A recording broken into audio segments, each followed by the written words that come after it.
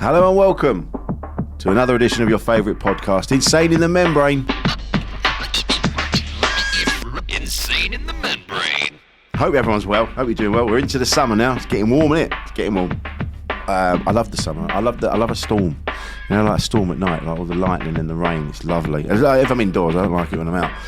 Anyway, this month in June, right? What we're going to do? We're going to be celebrating some of the funny women that have been on our podcast that we think you might have missed that have been on previous episodes on Insane in the Membrane. So what we're doing, we're going to bring them out onto the Insane in the Membrane channel, and so you can hear them because they're brilliant episodes, and we want you to hear them. So we're celebrating 5 funny women that have been on Insane in the Membrane and are now going to be on Insane in the Membrane. And with that in mind, we're going to start off with the brilliant Eleanor Tiernan. Now, this was a great episode that we recorded in, I think it was a couple of years ago.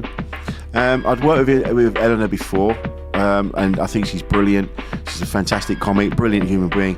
And she messaged me because she wanted to do something pretty special, and she wanted to do it via the podcast. So I won't give that away, but have a listen. And I can't tell you how honoured I was to have been able to be part of this particular part of Eleanor's journey, because it's a big thing that she was doing, and it honestly, so much pride and so chuffed to be a part of it. It was really cool. I don't want to give too much away, but to mark the start of Pride Month, coming up in a minute, is the brilliant Eleanor Tiernan. A podcast from producer Paul.co.uk. Insane in the Membrane. We've set up this Insane in the Fembrane because I don't know enough about women. And so I went, all right then, I'll speak to some. so that's what we're doing. This is for your relationship then. Yeah, really, yeah. Go and find out about women, and you can come back and carry on with this. Okay. But we were talking to someone the other day, and I took it right back to the basics. And I was asking, we talked about periods and the body clock and all that sort of thing. Just because I don't really know what it feels like to be a woman. So I've gone right the way back and started from the beginning and asking very basic questions. So if I do ask you anything and you go, you should already know this, I apologise in advance because I don't fucking know. I don't know that much about being a man, really. I think because people look at me and see and hear me and they go, well, you're a bloke, you're a proper typical bloke. And you're like, but I don't feel like one. I just sound like one. You do sound like that to me. But what you're describing to me is about not feeling like a bloke. That resonates with me as well, because I don't feel like a woman. I feel it's more accurate about me to say that I'm a human being first. Yes. And that I just get a little bit of a twitch sometimes when people, I just throw it around in conversation and say, we as women, we do this. And it's true to say a woman, of course, but not of course, it's not everybody's experience. But I definitely I feel like human is kind of left out of the conversation for longer than I like. Yeah, I think you're right. I think it's that we're fundamentally the same, aren't we? There's obviously biological differences and things like that, but it's an odd. Yeah, you're right. You know, I've not really thought of it like that way before. I've been too busy thinking about that's a man, that's a woman, that's other, that's this, that's that. I don't really know. It's all, you're right. We're just humans. We all have ego. That's the big thing that is the hard part of all of this is trying to master that side of life. And I think that's what great, in terms of comedy, I think that's where, obviously the great comedy characters are coming from, is, their massive egos and inability to keep them in check.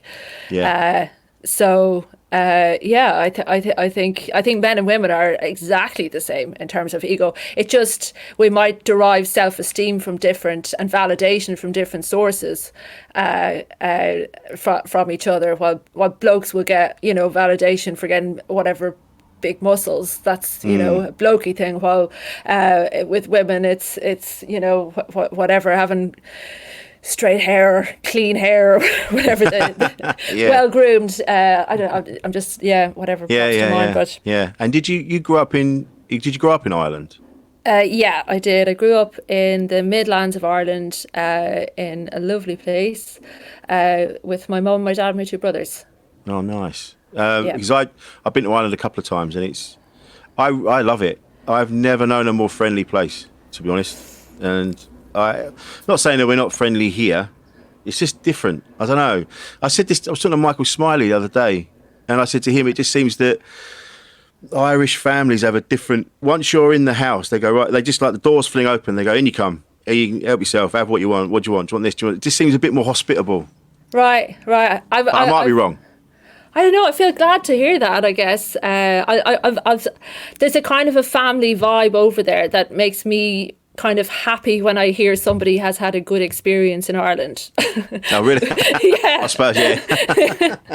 If you're growing up there, it's different, isn't it? If I'm visiting, it's amazing. They're so friendly. Yeah, no, it is good, but it's I guess it's one big kind of there's definitely more of a family vibe to the whole country than there is here in the UK. Yes. The UK seems more there's a bit of edge to it. There's a sinister kind of, I don't know. I don't know if it's a mistrust of strange, or there's a kind of we'll let you in, but we'll figure you out first before we really open up. I don't know. It's a funny one, isn't it?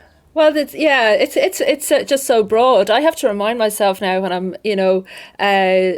speaking about English, England and English people, that when I say, I guess, Conservative and Labour, which I do talk about sometimes, that I'm accurate about what I mean, because you could kind of go, oh, the English are messing up the response to coronavirus, when I'm talking to Irish people, but that's not accurate. It's the current government are messing up the response to, so it's I find myself, I guess, trying to, in conversations with Irish people, kind of be the police there and say, no, it's not the English, it's the Tories. You have to be careful about that. Gotta be specific. Although, saying that, you come and see everyone running around on the beach with no clothes on, like nothing's happened. You go, no, it's us, it's the Brits, regardless. Oh, well. Yeah. No, you're right. It's the government. I don't know. They don't know what they're doing. And I've got to be honest, I don't know if I'd know what I was doing. This is such a new thing to everybody. Yeah. Who knows, man? Who knows? I don't know. Yeah. So when did you get into comedy? Oh, I got in around 2004. Same as me. Right. Okay. Because I didn't meet you for quite a long time then. A long time. Yeah. No, you gave ages actually. Yeah. So I thought you'd been going a bit more sooner than that. Yeah. Yeah. And I did comedy in Dublin for about 10 years, and had fun doing that, and I guess got a bit curious about the UK at that point, and came over. I'd been doing Edinburgh a few times in the meantime, and was always really excited about that and doing that. But then when we came over to do Edinburgh, any Irish comics, we would do it, and then we would go home, and then we would try and tell our friends and the people we work with there, oh, we've just done the Edinburgh Fringe Festival, and they'd be like, oh yeah, okay, whatever. While it doesn't mean as much. Right, there. Yeah. While you'd be like, no, it's this massive experience. It's the biggest arts fest in the world. And they're like, yeah, great, okay, but there's a ploughing championships on down the road too. That's also good, Eleanor. Yeah. So yeah, it's nice to be here, and kind of, I guess, to say it gives a kind of a context to that, being in the UK. Yeah. Were you influenced by your cousin, or did you sort of find your own path, or? Well, I had a lot of contact with him initially when I started doing comedy. Like, I did it on my own initially, and actually previous to that, I used to do kind of glass collecting in a comedy club when I was in college down in Galway, and Tommy used to do sets. And like very early on, I think, before like he would have kind of even won or just after maybe he had won the Perrier, as it was at the time. And so that was my initial kind of what I saw of comedy, and I didn't think very much of it. I'll be honest. Like, I thought it was I remember one night I got really drunk when I was off work in my own place of work, which I don't know if you've ever done that, but it's like one of the most, it empowers you with a sense of arrogance that I have God. You know, so I was at the comedy club where I normally work at, but I was on my night off and I had so much to drink. And I remember one of the comedians was up on stage and he just said, "Will you ever shut up?" to me. And I was like, "Who the hell is this guy? What does he think?" And he came down off stage and took my drink from me and brought it up onto the stage, and everybody gave him a round of applause for doing that. And I was so pissed that I got up out of my seat and walked up onto the stage and took my drink back and went back down onto, like, there was absolutely no dealing with me at all. But that was a question you asked about Tommy, so come back to that's a Tommy. Great story, and we've all been there. I would have seen a lot of stand up back then, and then when I was about maybe 3 years into doing stand up, Tommy was going on the road around Ireland, and he asked me to do his warm-up for him. So do 25 minutes at the top, then a 15-minute break, and then he would come on and do his show, maybe an hour and 20. And I was in like in the course of a year, I was in like every massive hotel room in Ireland doing stand up. Wow. And it was it was definitely a shock, and I learnt a lot doing it. In at the deep end, Jesus. In at the deep end, and then I learned so much, but I had absolutely no outlet for that information, for the information I was learning, because I was learning how to play big hotel rooms, but I didn't have the audience myself to play that on my own terms. So I was doing those gigs, and then that was amazing. And then I would just leave and do my own, which were in like tiny gigs in the back of pubs, as you know. Yep. Yeah, but it was great. It was great. It was really good. I got to, I guess, I saw him working every night, you know, and saw how he does that. So yeah, I did. I did have a fair bit of contact. That's brilliant. I remember because I'd heard his name, and then I bought his first DVD, and then I remember I'd never seen him or heard about it. I just sort of heard the name. I remember sitting there watching that and going, "What the fuck is this?" And it was it was incredible. He's a very talented man. And has he been encouraging? Has he kind of got behind you, or have you kind of gone, "No, I'll be fine. I'll do it on my own"? Do you know? I mean, he's been encouraging in the way that but all of us stand up, you have to do it yourself. I don't think you can. There's no shortcuts to being a good stand up. So nobody, no matter how many people you know in the industry, there's shortcuts to telly. We know that stuff, you know. But to being a good comedian, which is, I think, what most of us kind of, you know, that's the ultimate kind of prize. It's to be, you know, kind of talked of by your peers as, you know, doing good work. That's what I would kind of love. And there's no. So Tommy would be really he in the broad way of, like, you know, always you know, saying the thing. He says a thing. If it's leaning, give it a push. I love that phrase. That's brilliant. Yeah. Yeah. So those kind, he's very wise in that way, and he's a good person to knock around with. Yeah. That's for that reason. That's a great phrase. I like that. Isn't it? Yeah. Yeah. And did you find? Because I know I've said this before. So anyone listening, I'm sorry, but when I started in this industry, it's not outright sexist, but there was always, it's like they would so we started about the same time, so they'd have one woman on, they'd never have more than one, and then she'd go on in the middle, that was known as the girl spot as well.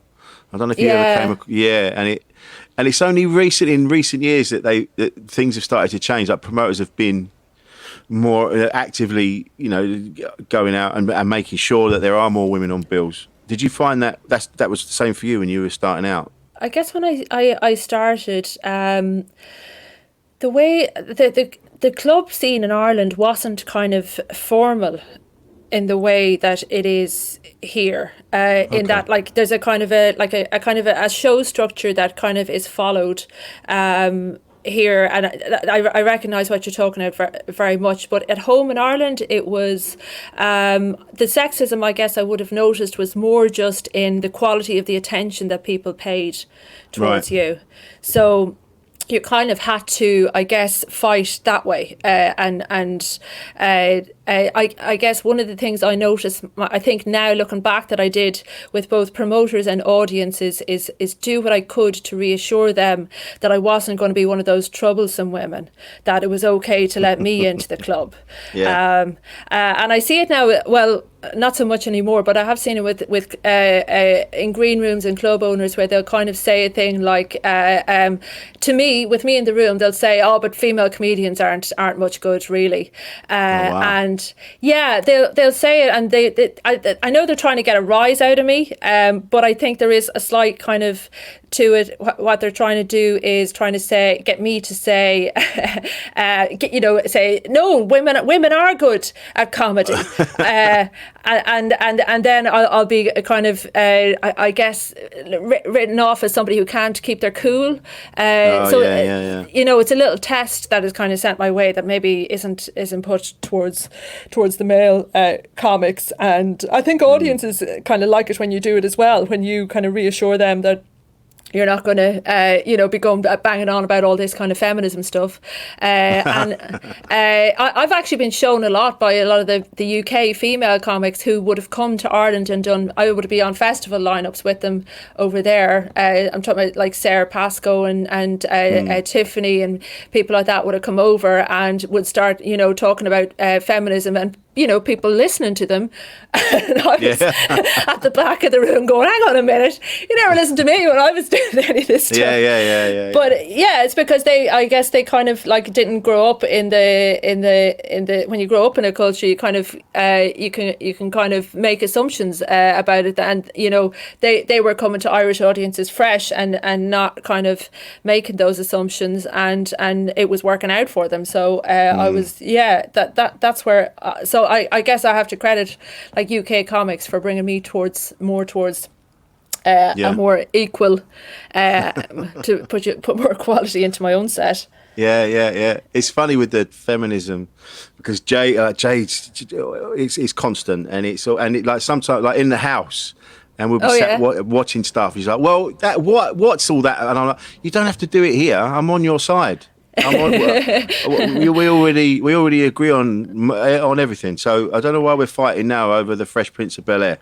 Keeping you in line or something. Just all the time. I'm like, not now. So I get it. Yeah. I get it. But yeah, you do it. Of course you do. You have to fight your corner. And of course you do. It's nice to see that things are changing. It's funny that we've had to make an effort to make those changes. Do you know what I mean? It should have just been there, and it wasn't. Yeah, a mirror in the dressing room. That's one thing that I feel. That's the big change I noticed. There are now more mirrors in the dressing room before I go on stage. We were talking about that the other day. We were talking about the difference between a male toilet, and a female toilet. And definitely when I've accidentally been in a lady's toilet, there's flowers and mirrors and nice smells, and the men, it's just a bucket of piss. And I know, yeah. And I know that sounds really sexy. It's just that's my experience. I've not been in many ladies' toilets, but when I have, I've had a nice time. It's kind of what I guess it's a microcosm for what way we treat our spaces when it's just men in there, when there's women in there, and that there's a benefit. Both can bring, because I guess men can bring a kind of a brutal efficiency to the situation. That's it, yeah, that's it. And then ladies just like to take all the toilet roll and throw it everywhere. I don't know why that is. Yeah. Giving yourself a ticker tape parade while you have a wee. I don't know what goes on. Yeah. That's what it seems like. I don't know. I don't know. So that's the other thing as well. Some of these lines of questioning might not go anywhere, and I might just drive into the floor. So just bear with me while I fish it back out again. But this is, I say, it's new. This is all new territory for me. So I'm figuring out as I go along. Cool. But we spoke a couple of weeks ago, and you said. News sounds a bit shit. You have news. I know, and it is weird. It's kind of the way I was telling my friends that this thing that that has been happening for me a few weeks ago, and the way I introduced it to them was I said I have a bit of gossip, and then I said, "Did you look over your shoulder first? Look around, see if anyone was looking." Well, that's the great thing about gossip, about this particular piece of gossip, because it's about myself. So we don't need to feel bad about sharing it. Yeah. So yeah, I came out in February. I think it's not there's no exact moment when it happened, but I feel like that's the time that it happened. I started going through that process of owning the fact that I'm gay. And sharing with and including people in my life, and living my life as a lesbian, and I was it's been great. So how'd you feel? So I feel I feel more grown up, and I feel more alert, and I feel more able. And I feel braver, and I feel like I have more of myself now for the rest of the world, and more. I think I can pay better attention to the world now that I haven't got this little, I guess, whack-a-mole thing inside of me that I have to just keep trying to shut up, which is kind of what being in the closet is like. It's like I was, this is going to sound too much like material, but what I've been feeling is like, in your laptop, you keep getting asked to download an upgrade, and you keep going, fuck off with the upgrade. That was like what being in the closet was like. It's like coming out was the upgrade, and I was like, no, I don't want to do it. I don't want to do it. Fuck my laptop. Yeah, exactly. I'm fine how I am. This is the old system works really well. So I was, I had.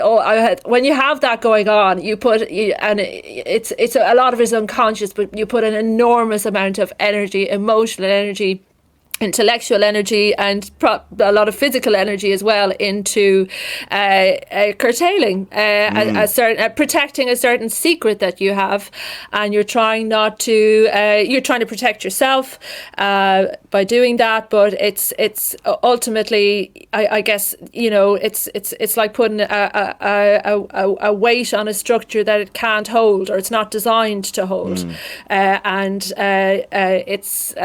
feel it buckling. Yeah, you can. Yeah, and I guess I did myself personally. I didn't get to a point where there was a complete collapse, but it was. I could see it coming, and I was trying to. Okay, well, I can.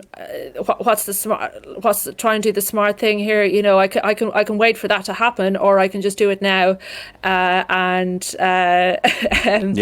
save myself the hassle. And I mean, there's lots of hassle I didn't save myself. I could have done this a lot sooner in my life, because it's not like I kind of like this. Like a lot of women or people come out when they come out later in life. It's like, oh, this is something I just realised. I'm in a new relationship now, and it's great. Well, this is definitely something that I kind of knew about myself from my early 20s, and just wasn't in a place where I felt confident enough to share it, and hopeful enough that I could expect a good reaction from people. Why was that? It just was it did you sort of, were you projecting, you were assuming that they wouldn't take it well, or I mean, from the reaction I've gotten now, Rich, this is going to seem so daft because, like, when I told my parents about this back in March, they were like enthusiastic about it, like not accepting. Like they were like, okay, you know, you got to get out, you got to tell your other brothers, Yeah, right. you know, we want to tell our friends, and we can't do that until you have all your boxes ticked. Yeah. So I thought, okay, whoa, everybody, hang on. yeah, I'm the gay one here. Yeah, you're taking away my moment, for fuck's sake. Yeah. If I want to milk it, I'll milk it. Okay. But yeah, so the support I have in my life, and I'm very lucky, is great. So now I kind of have to look back and go, what the hell was I doing? Why did I wait so long? And because I think more of it is down to me than I was initially assuming, and I think possibly the short version of what happened, I think, is possibly when I was quite young. I was, had a bullying experience in school, and I became very alert to not giving anybody information that could be used against me. And I guess the world I was living in at the time, which coupled with that, I didn't see lesbians in the world being hugely celebrated. I didn't see anybody. I'm not going to admit to that. Yeah. It just seemed like a way to kind of, help people who wanted, to harm me. And I was like, I'm no idiot. I'm not going to do that. Why would I do that? Yeah. So, I waited a good 20 years to see if that was just to make sure. I know, to make sure. And I think so far so good, basically. Yeah.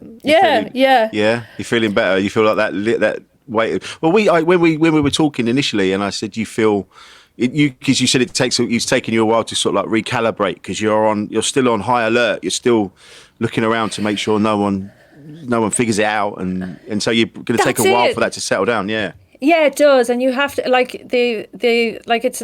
it's not just one moment. Like every time I say it, it solidifies it as my identity a little bit more, and that's why I think it's you see so many, I guess, strong gay people around, because it's if you don't kind of constantly affirm it, you kind of tend to kind of wonder, did I make all of that up? I'm sure I was doing something. Yeah. So, and I guess part of the way lockdown has affected where I am with all that is that because I don't have the facility now to, go to a gay club or, go to a gay film festival that's on, which is the kind of thing I would be doing to, I guess, celebrate that side of myself. I have to kind of find other ways now in lockdown, which is, immerse myself in the culture, in whatever is online and written, and it's all about being creative, basically. You must feel the more like you say you're having to look online and you're looking, you're immersing yourself in that world. You must feel reborn. It must be an incredible feeling. That weight's been lifted, and now you're discovering more and more about this new world. It must be incredible. Yeah, it's great. I feel freer in my body.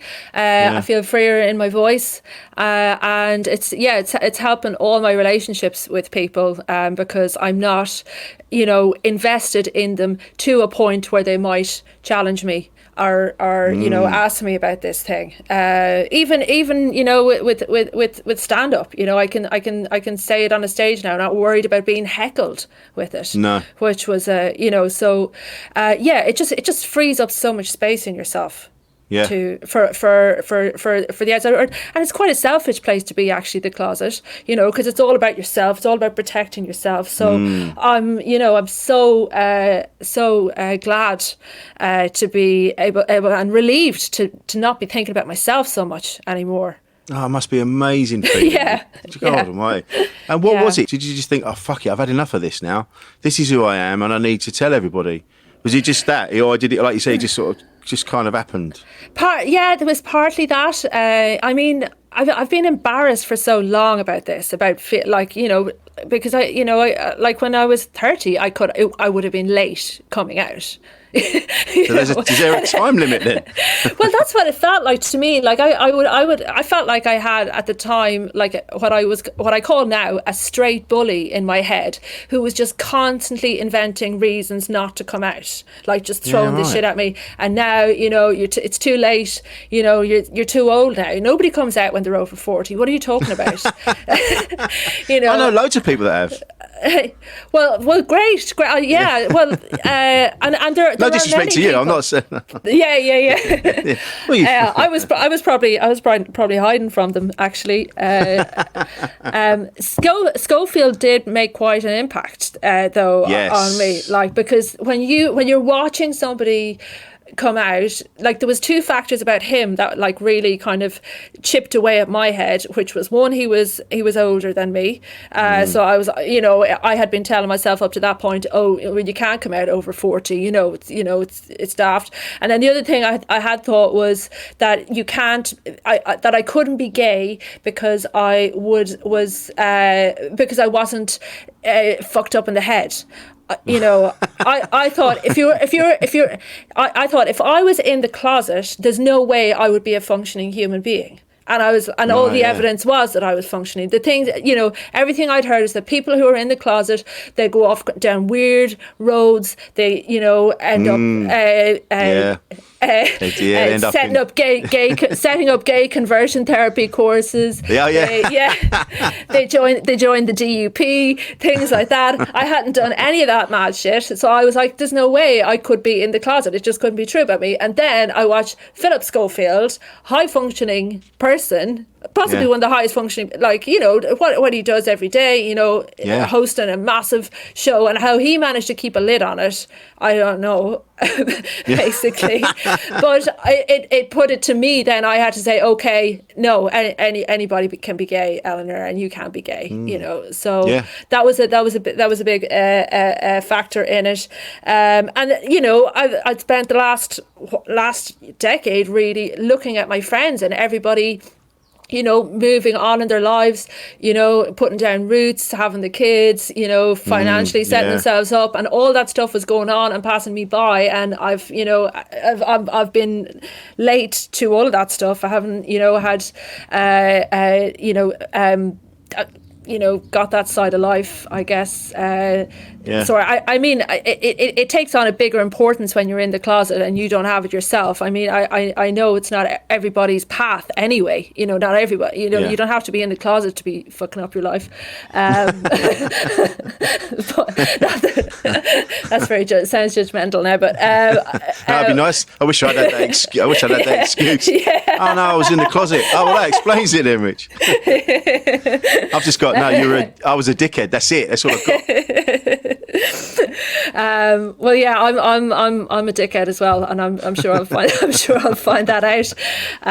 But yeah, it's so all that stuff has been just chipping away, and like it just felt like, and I had a very similar moment when I stopped drinking a few years ago. But like it felt like I had my straight bully just took its eye off me for a second. Yeah. And I just ran in the other direction, like the woman, the kid in Room who runs out.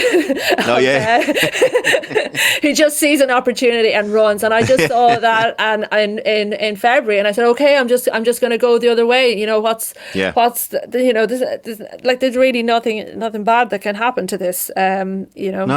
I mean, if you like, you've already said about your family and how pleased they were and ecstatic and supportive, and I suppose if you'd have been brought up, because I know, were you brought up a Catholic, or because I know that can be right. Yeah, that's as a part of the story. I guess I don't feel it's a massive part, but somebody could point something out to me, and I feel like I could be shown because it's hard to have a bit of distance from the Catholicism. It's just so in the water in Ireland, and like my folks didn't really like they made us go, expect us to go to mass every Sunday with them, but they kind of stopped when we became teenagers, and they there was never kind of like the kind of, I guess, fire and brimstone stuff that they some people describe,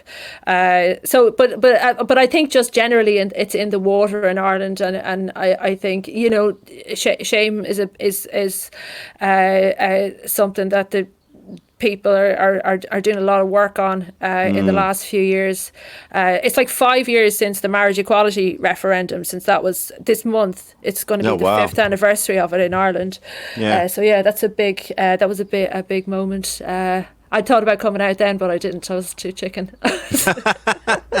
Even then, that's the thing, because even though the world around you, and even like everyone was, if you'd have come out and like you found out everyone was, but it was literally you putting yourself in the closet. Totally, I can't, load blame. I was still that person in Roscommon and didn't trust the changes that were happening around me. I still needed more reassurance that it was going to take hold and not go back. And I guess it could still, but well, let's talk to you next time. No, what are you talking about? I'm not a lesbian. I go, well, no, this is my boyfriend. What? I know. Yeah. Well, that was one thing. I did kind of go, the second you come out now, some nice fella will come out from around the corner, and it'll be too late. You just go, oh no. Okay. Sorry, I just came out. Oh shit. Yeah. Oh well. Where were you 2 years ago, mate? Yeah. Yeah, mate. Mate, you missed a good one here, Jesus. Yeah. But even like you saying the word lesbian, I'm a lesbian, that must feel I can feel it for you, the relief in your shoulders. Yeah. Like, that's what. Yes, like they say, you don't have to label yourself this, that, or the other. But this is all new to you, so you saying that I'm a lesbian must be amazing. The feeling in your stomach when you say it. It feels like I'm saying who I am. It feels like I'm saying my name. Just a very kind of uncomplicated. Yeah, this is it. This is me. And the way we all, I guess, people come to in their lives, which is, I am who I am, and you might not. I hope you like that, but if you don't, that's all right. We can live with it. Yeah. Yeah, I think most people I don't know anyone that really, you see it online all the time, but even then when you see someone that's really anti-gay and you like you've said earlier, you're like, you're probably you've got several closets, mate. You're never out of IKEA getting yourself a new closet.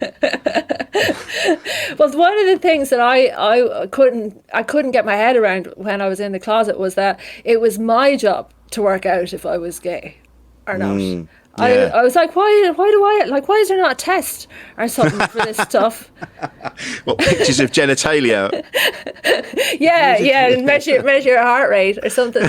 Actually, that could work. That could totally work. that doctor's thing with I bet people would be not putting themselves forward for that. I'd put myself forward. I mean, I think I'm heterosexual, but I'd put myself forward. I've had some moments in my life where I've gone, I don't know, actually. I've said this before. Right. Howard, when I saw Howard from Take That in leather shorts on Top of the Pops, there was a moment there. I was like, I'm feeling weird, but I'm sat with my kids. I don't really know how I'm feeling. Yeah. Right. I don't know. I think we're all more fluid than we allow ourselves to admit. I think we are. I've had experiences with men. I know many women that have had experiences with other women, but women seem more fluid about it. Like Jade said the other day, she said she was talking to somebody else about relationships and sexuality, and she said, I'm in a relationship with Rich, so as I'm in this relationship, I'm I'm heterosexual. But it's the way she said it was like, but if I wasn't in this relationship, and there's a way, if I was with somebody else, there's a possibility I could be in a gay relationship. And and I found that really interesting. I think women seem more comfortable with being more fluid than men. Men are like, no, it's either this or that, and that's it. Yeah, and I think I think because one of the things that I find curious about all of this is the fact that you don't see very many women actually. I think more men come out as a statement than women. I think women that I've seen kind of tend to come out more through relationships. So they'll be like in a relationship with somebody. So it kind of ties their sexuality to that person rather than just being, gay or bisexual, in and of itself without being a single person and that way. And I feel sometimes like women have a little bit more, because say like the tabloids, they chase blokes around, and try and out them, but they don't tend to do that to female celebrities so much. I haven't seen one of those happen. So, but I think it's because male sexuality is kind of, it's just a more kind of hard, describing the texture of it now, but it seems like a harder kind of thing. And definitely, yeah. Yeah, well, yeah, but it's what you were saying, that women kind of are just allowed a little bit more kind of wriggle room. Yeah, wriggle room together. There's a lot of wriggle room in your closet. Yeah. Oh, yeah. So you like the wriggle room, Eleanor? Yeah. Yeah, I see where this is going. There's very few men that I've met that have said, yeah, I like men, I like women. I kind of just, whoever, if I'm attracted to that person, I'll hang out with them, or I like them, and blah, blah, blah. Very rarely have I heard a man speak that way. I could probably count it on one hand. The amount of times I've heard that, whereas, like I say, women are a bit more. Women I've been in relationships with, every woman I've known has gone, oh yeah, well, we were mucking around and we did this. And like, wow, I'd never do that. I'd never do that with my mate Tom. We were never mucking around and then suddenly we're sucking each other off. It just never happened. It's it's a, I don't know.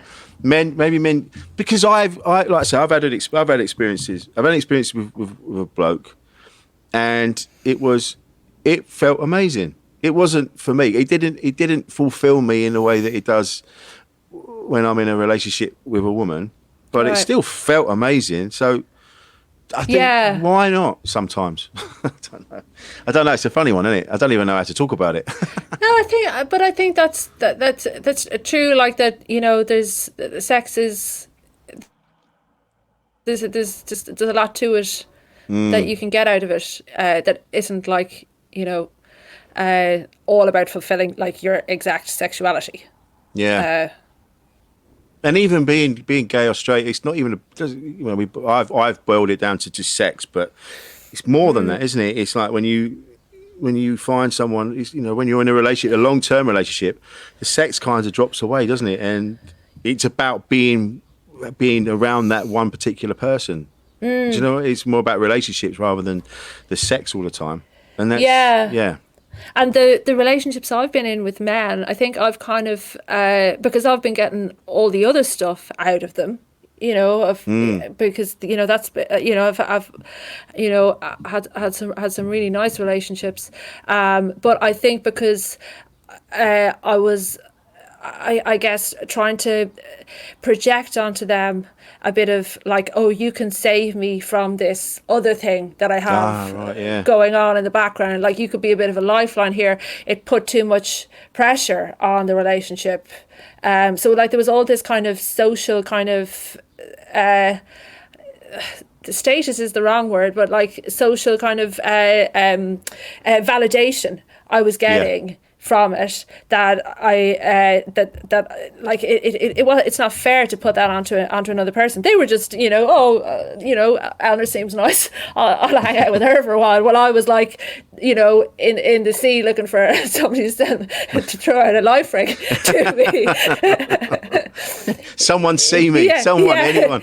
Waving at planes, just someone. Yeah, exactly, yeah. Like what's his name? Tom Hanks in Castaway. Oh yeah. Yeah. But did you? That's it. Yeah. It's that. Like you say, you had to do it all yourself. It would have been really nice for someone to turn around and have gone, "Well, you're gay, so just be yourself." Do you know what I mean? It would have been. Do you think it would have been easier, or? I mean, I'd say that, but I probably would have like shit my pants if I thought somebody, you know, it was visible from the outside to somebody else. Now, I haven't said that. I think it probably was, but you know, it would have. I would have found that kind of traumatic. Like if there was a private test where I could go in and get the information. From somewhere. Do you know what though? I still would have ignored it. I think I would have like, nah, so? not me. Just weren't ready. I've got this plan. I'm going to be this particular kind of woman, and you know this is going to work out. And you know, being a lesbian is going to get in the way of that. So yeah, right. Yeah. And again, all this was self-imposed. Like you felt you just couldn't. You yourself couldn't come out, but it was you that was stopping you. I feel it was me. Like here I am working in, you know, our industry. There's plenty of gay women. You know, there's the times have changed though. So like while I work in a great industry now, it hasn't always been like that. I've definitely been in situations where it wouldn't have been safe to describe myself as gay. Oh, really? Yeah, for sure. Like when like I didn't like. There's nobody in my year in school, say, as you know, is out. No. And you know, I went to college, and it was quite a Catholic university. Now looking back, so I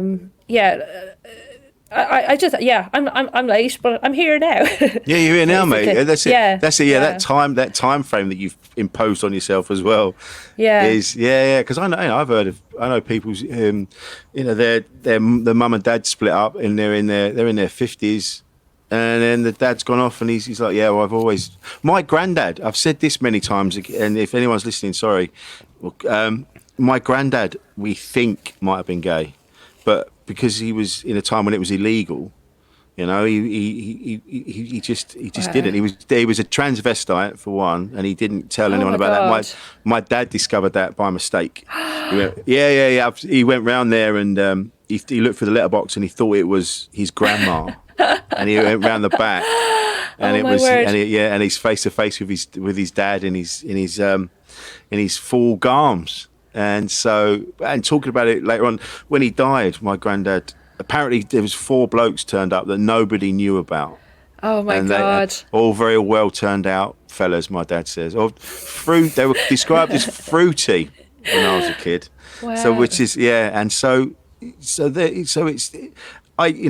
I think about that often, thinking about the life he must have led, you know, that just not being able to be himself, and then really threw himself into the heteronormative relationship of being married and having kids and you know, and he must have been miserable as fuck, you know. But so at least you've gone, fuck it, I'm doing it, you know. Absolutely. You know, that must be amazing. What a feeling. Yeah, what a feeling, mate. Well done. That's great. Well done. What am I doing? Well done, you. There's a rosette coming your way. Good for me. One. Yeah. Do you know what? This is it. Yeah. I've never been around anyone that has come out. This is all new to me as well. I know people that have, and I know people that, but I've never been around someone that has literally just done it. Well, I'm kind of, from a comedic perspective, like I don't think being gay is funny, but I think being in the closet is fucking hilarious. Putting yourself in the way you've just described. Putting yourself in the closet. There's no one else around. Shit. You know, wandering into the LGBT section of the bookstore and then get out of there. Now, no, people are going to see you there now. You know, or going into a gay bar, you know, as we do, to do a gig, and then in my head I'm going, I hope people now don't think I'm going in here to pick up a date now or something. You know, it's just, and it's all self-imposed. That's so amazing. Daft. It's so daft. Yeah. But did you feel when you would do when you're going into these environments like gay clubs and things like that? Did you feel Not, did you feel more comfortable? Did you kind of, or you were just so worried about getting found out that you couldn't enjoy it? So worried. I was like, oh no, and they're very good at noticing each other, aren't they? They're very good. The gaydar, they call it, isn't it? Yeah, exactly. Yeah, I was like, people can see right through me in here. I'm surprised I got any jokes told. Just this energy coming off of you. You can just see one of us. One of us. Yeah. That's a sketch. It is actually. That's really good. Speaking of sketches, did you ever sort out the newsreader one that they thought you were a real newsreader? Oh no. And then it blew up and it got all that attention and they didn't credit you. Yeah, it does. Yeah. Look, it happens. It's happened from time to time.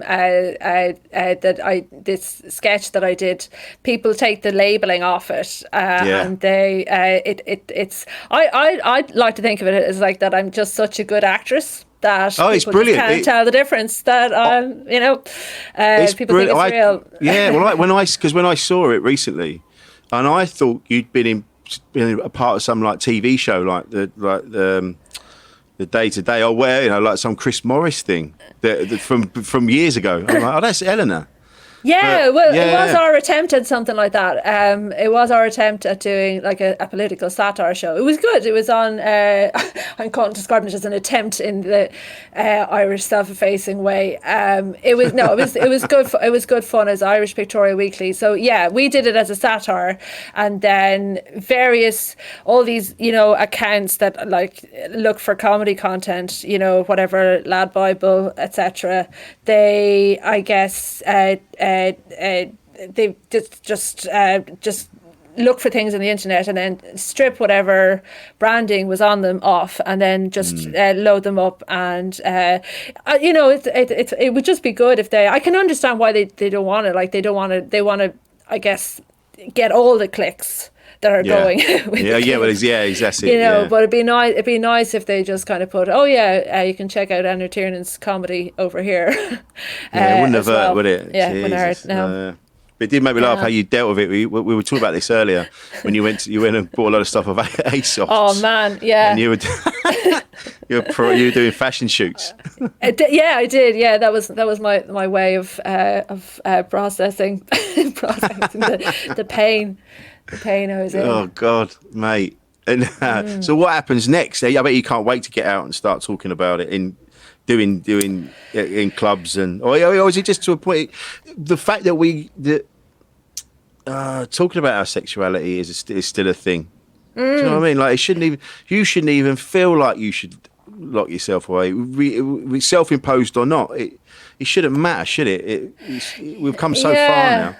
It does, but also I can understand why it's necessary, because for me, I needed to say I'm a lesbian. It tells me the story of who I am and explains who I am to myself. So and that's like when I was in the closet, I was giving myself shit 24/7 for not being more like a straight woman. I was like, what are you doing in that DIY shop? This kind of stuff. While now, if I'm down in the DIY store and I catch myself thinking that, I kind of go, oh no, it's because I'm a lesbian. That's why that is. Do you say that to the guys? Excuse me, I'm a lesbian. I'm looking for this kind of paint. Yeah. Is that what? They say, "Oh yeah, you're we've had people like you in before." That's it. Yeah, and he gets this special manual from underneath the desk. This is special brand. Yeah, this is the lesbian paint.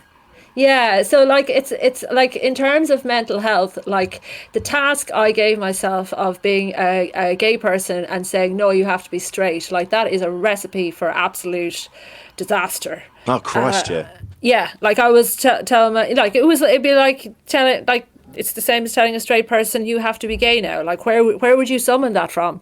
It's just not. If it's not there, it's not there. But the whole thing of mental health, I find, is that you've got to. I find goal setting a really good way to kind of just keep myself go. But they have to be realistic. They can't be goals that are pie in the sky.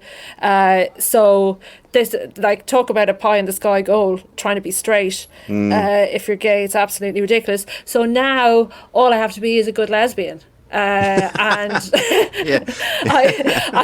I don't worry, I'm failing miserably at that. I'm very bad at it. But, you know, baby steps. It's all new. Don't rush into it. It's all new. You've got to. The fact that you've done it again, like I already said, you must feel incredible. The weight that's lifted must be such a buzz. You must feel, like I said to you before, about still feeling like you're on high alert, defending yourself, like hiding yourself away. You must have to physically say to yourself, like, you don't have to feel that way anymore. You're fine. Yeah, like reminding yourself. Yeah, I do. I really have to. Just do something. Just do some kind of activity to put myself back, ground myself back into who I am.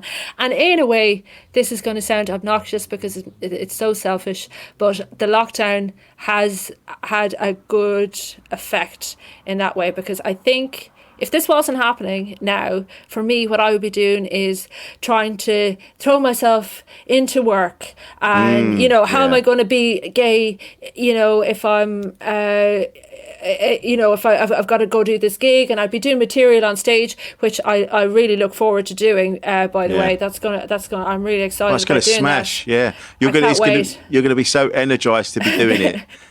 I hope so. I got like 3 gigs in before the lockdown happened, and honestly, they were the most. They were what I thought comedy could be like before I began, in terms of the audiences kind of like kind of willing to go with you on a thing, and like definitely paying you back for the trust that you put in them. That was what I found. But in terms of the I guess the lockdown is now kind of given, I guess it's in a way it's a chance for me to kind of take this at a more easier pace, and kind of stay in it, just stay in the moment for longer. That's it. You can, exactly. You're immersing yourself, and you've got time to do that, and then we'll all be back out, and then you can. Oh my God, this sounds cliche. I know it sounds shitty and cliche. But you're like a butterfly, man. You're like a butterfly. You're like this pupa, this chrysalis. Yeah, man, this is amazing. And now you're going to come out this. Oh hiding wow! Away in here, yeah. Steph, I need to get some wings of some. Let's get you some. Oh, you know what? Jade's probably got some wings you can have. We've got. If anyone has wings, Jade will have wings. I can guarantee that in this flat, we've got rainbow wings somewhere. I definitely know we have. So you just have to get the wings, shave your head, Dr. Martens, dungarees, and then you'll be a proper stereotypical lesbian. And then you'll be. I am joking. Anyone listening to this, I'm joking. I know that's a stereotype. I know the stereotype, but the stereotype is important for me as well. I know it's used against people, but it's important for me to tell me who I am. Yes. As well. Yes. So, I really want to. I want to see it. I want you to go full stereotypical, so that meatheads like blokes like me can go, oh yeah, she's a lesbian. And just yeah. you want a badge, just not even Eleanor, just lesbian, just so everyone knows. I don't know. I'm really pleased that we had this conversation. It's been a pleasure. Yeah, likewise. To do this. Yeah. No, it's been lovely, man. Thank you for opening up, and because, like I say, this is new to me as well. I've never been around someone that's just come out. I'm working it out as we go along. Yeah. It's funny, but it's funny that we still have that. Like it coming out. It still has to be a thing. You know, I mean, I know it's not as bad as it used to be, but the fact that you still, even though yours was sort of self-imposed, but you still felt you had to announce your sexuality, which is what I've never had to do. Yeah. You know? And that I find that fascinating that we still have to do that, but we're figuring it out, and conversations like this is how we do that, you know. And there'll be someone listening to this, and any advice for anyone that's still locked away and doesn't feel like they can come out. I know this is all new to you, and you're still figuring it out, but What would you say? If... I mean, I wouldn't frame it as advice, but definitely like Schofield, like there is a kind of a baton passing effect of the coming out. You know, so when somebody comes out, I was trying to think of an analogy for it. To me, it was like the prisoners in Shawshank when they see Andy Dufresne has escaped from prison and they're still in there. And you go, shit! No, I'm still here. You know, I'm happy for somebody else, but at the same time, you kind of like, it makes it even harder to be here now, knowing somebody else has gotten out. But yeah, I mean, I have shared this on a couple of gigs, and everyone afterwards, somebody has contacted me through Instagram or Twitter or email and said, I am the same as you. I'm dealing with this now, and I thought it was too late to do it, and so you're not the only one. That's I know that for a fact. You're definitely not the only one if you are in that situation. Brilliant, Eleanor. Thank you so much. And where can we find you on Twitter and Instagram? What's I love new followers. At Eleanor Tiernan on all TikTok, Instagram, and Facebook, and lovely. Twitter. You're on TikTok as well. I'm on there, but trying. God, there's no place for a middle-aged man. No. We did it at the beginning of this lockdown. I thought it'd be quite fun, but I've did one thing and I've not gone near it again. I feel like a paedophile. Give it time. Give it time. Yeah, I'll be doing the dances. Yeah. Thank you so much, Eleanor. This has been a pleasure. Thank you. Thanks.